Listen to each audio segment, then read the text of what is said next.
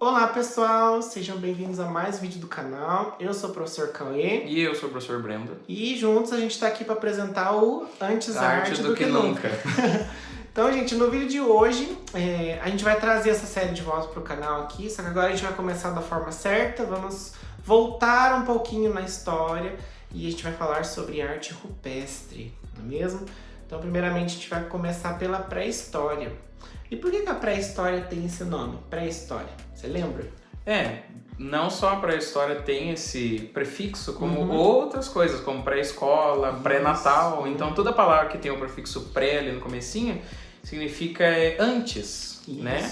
Pré-escola, antes da escola. Pré-natal, que a mulher faz antes do nascimento, né? Por isso Natal, né? Nascimento. E pré-história, antes da história. Exatamente. Só que uma característica que está ligada à pré-história é porque não havia linguagem verbal naquela época, né? Então a gente tem sempre que se atentar que quando a gente vai falar de pré-história, eles ainda não tinham uma linguagem produzida, com semântica, com gramática, igual a gente entende hoje para a comunicação. E o que eles utilizavam naquela época para se comunicar? Eles precisavam de uma forma de registro. Isso, exatamente. Né? Então aí a gente vai ter o período da pré-história, que vai ser dividido em período paleolítico, neolítico e a idade dos metais. Isso. Então a gente não vai se ater tanto a datas aqui, tá bom? Qualquer coisa eu deixo um artigo aqui para vocês dar uma lida sobre as datas, para vocês se situarem. Então agora a gente vai falar um pouquinho sobre as características de cada período. Você quer começar? Falar do paleolítico? Acho que antes de começar a falar, né, a gente tem que dar a importância do porquê de um registro. Exatamente. Né? A gente aqui tá fazendo um tipo de registro, na verdade, né? E por que você aí na sua casa, você tira foto, você escreve, você grava vídeo, né? Tem uma importância do porquê ter um registro. E para eles provavelmente não tinham essa noção, né, ainda da importância que iria se tomar esse registro, mas tinha um porquezinho ali, né, por trás do que eles estavam fazendo. Exatamente. Então a gente tem que se ater que eles utilizavam, né, no período paleolítico os desenhos eram um pouco mais simples, né? Também tem dois tipos de arte que era feita na época, que era a pintura rupestre ou a gravura rupestre, e o período paleolítico também pode ser chamado de o período da pedra lascada, né? Porque foram os primeiros momentos ali, os primeiros materiais de caça que eles utilizavam. Né? Então, uma das características desse período é que eles viviam em nômade, né? E a função deles era reprodução, se alimentar e reproduzir, não é verdade? E eles registravam isso na caverna. Né? Qual que era as outras funções do desenho nas cavernas?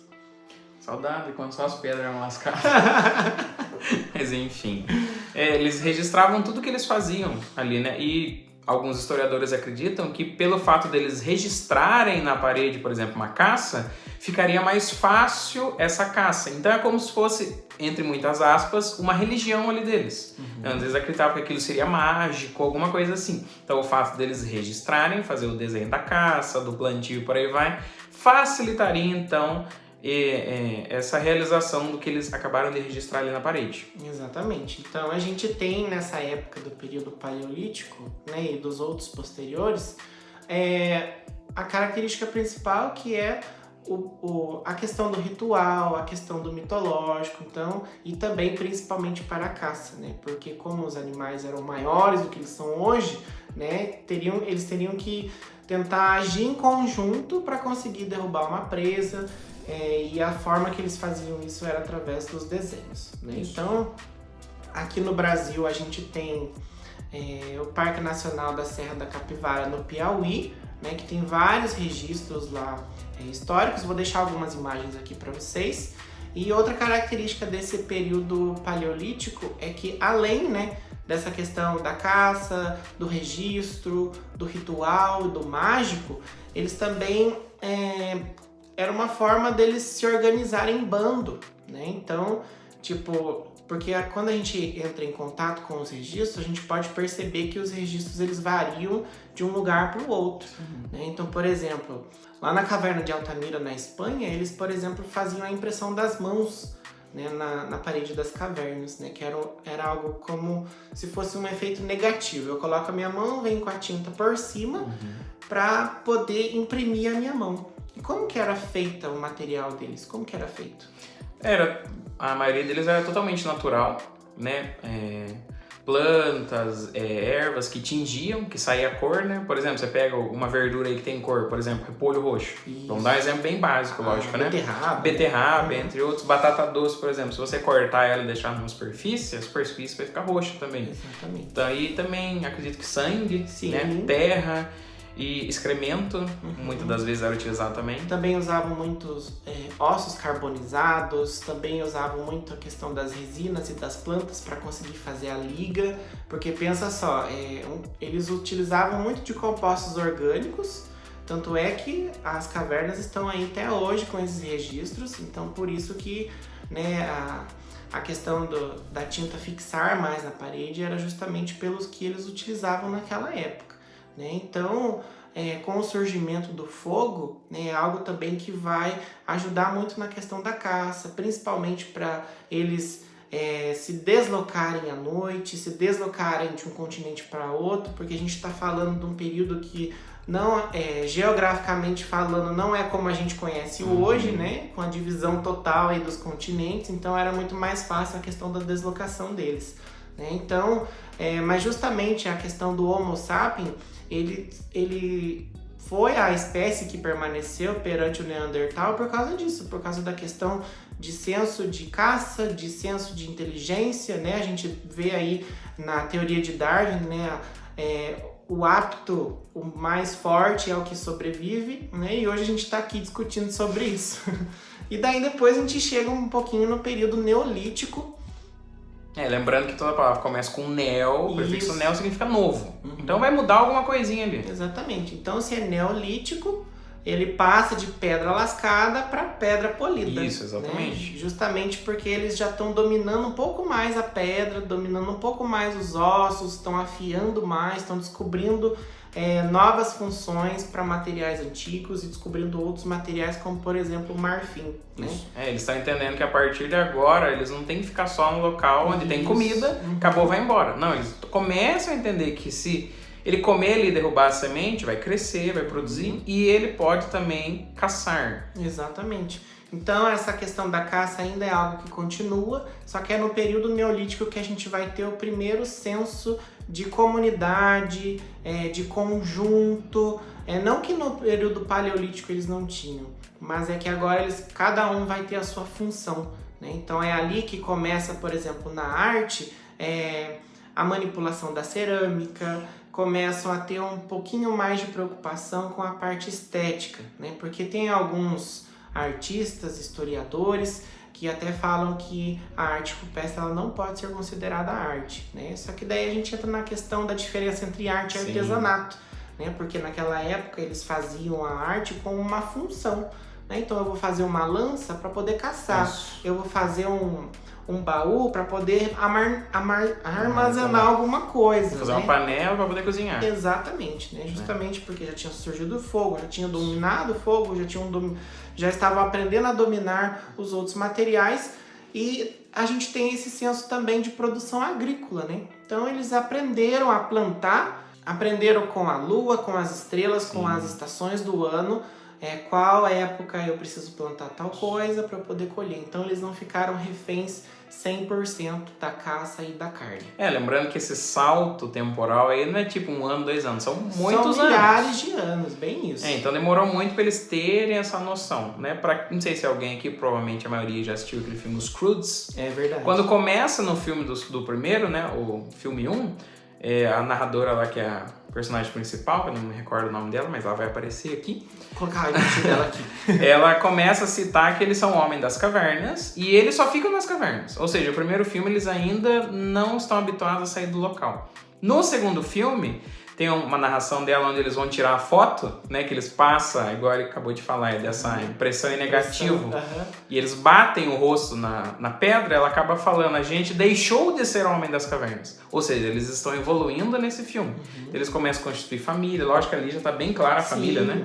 Mas aí eles começam a achar mais pessoas e por aí vai. Então os Croods é um ótimo exemplo aí né? Bem básico, lógico, mas para entender um pouquinho do que eram os homens primitivos. Isso, exatamente. E no filme, né, eles já são verbalizados, Sim. que é diferente na época do Paleolítico. Sim, com certeza. Ou do Neolítico, né, que começaram a se comunicar por murmúrios, por assovios, enfim.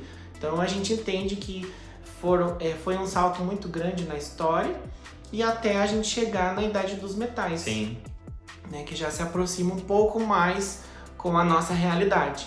Que a partir da Idade dos Metais já se tem ali comunidades muito maiores, já tem o domínio do metal, né? Então eles já utilizam do metal para fazer moldes de espadas, de armas, então já começa aquele período ali que a gente já entra na Idade Média, né? Lógico, né? Um salto muito grande. Sim, do começo novamente. da Idade dos Metais para a Idade Média, um salto gigantesco. Mas só para a gente poder ilustrar e elencar e para a gente entender onde que está contextualizado na questão da história. Tem alguns estudiosos que acreditam que entre esse período da Idade dos Metais até a Idade Média, ali no meio surgiu os nórdicos, né? Por isso a Idade dos Metais. Você pega um exemplo, o deus Thor, ele é um ferreiro, ele possui um martelo, né? Então ele começa a utilizar o metal como ferramenta mágica e de luta e de guerra para ele. Então acredito que eles surgiram nesse período aí também.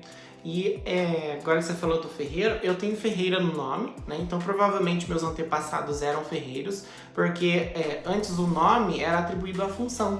Né? Então a gente tem os oliveiras, a gente tem os ferreiros, a gente tem, enfim, infinidade de outros nomes que carregam juntamente a função que eles tinham, não é verdade? Sim, característica e função também. Exatamente. Uma das características, então, da arte, né, rupestre são aqueles desenhos básicos, né? O famoso homem de palitinho, né? Que toda criança sabe desenhar. Então já vem disso aí na gente, né? O fato de você desenhar de forma bem básica e tradicional esse homenzinho aqui de palitinho que tá aparecendo para vocês. Exatamente. Aí. Então, quando a gente já fala, né, que a questão da arte ela já vem inerente na gente, é justamente isso. Você pede para uma criança fazer uma pessoa fazer uma casa, ela vai sintetizar todas as formas, as partes mais detalhadas em linhas mais simples. Né? Então, isso abre uma discussão muito interessante que vai nos levar para o próximo vídeo, que no caso a gente vai falar um pouquinho sobre arte egípcia, né?